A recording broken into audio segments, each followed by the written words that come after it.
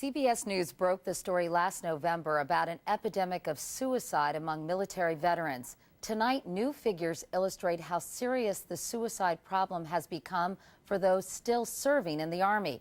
It's part of a report that will appear in tomorrow's Washington Post. And as David Martin tells us, it includes one soldier's harrowing story and her struggle to get help.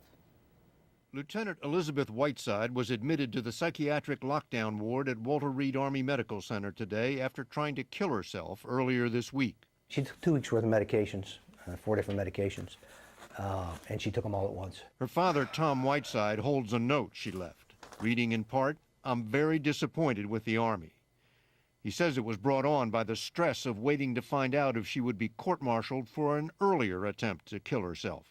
It became so distressing to my daughter that it just drove her over the edge, and she attempted to take her own life. Lieutenant Whiteside is the latest in an epidemic of attempted suicides and self-injuries by soldiers.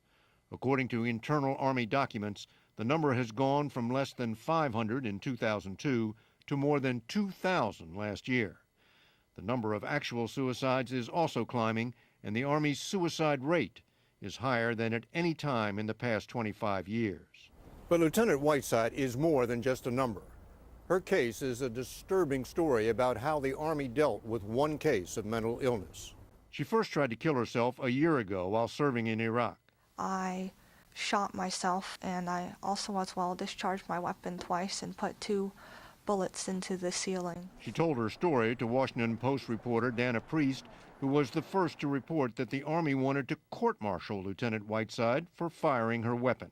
Her commander said in the charges that he brought, "I realize that people have said you were mentally ill, but this is an excuse for your actions."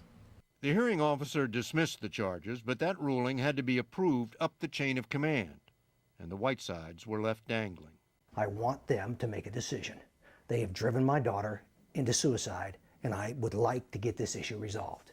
Minutes after our interview ended, Tom Whiteside received a call telling him all charges have been dropped. But what a goddamn shame that we had to go to this extent.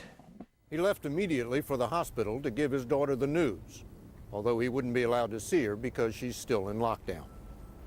David Martin, CBS News, The Pentagon. For more on the problem of military suicides, you can go to cbsnews.com and click on CBS Evening News. You can also get the story at washingtonpost.com.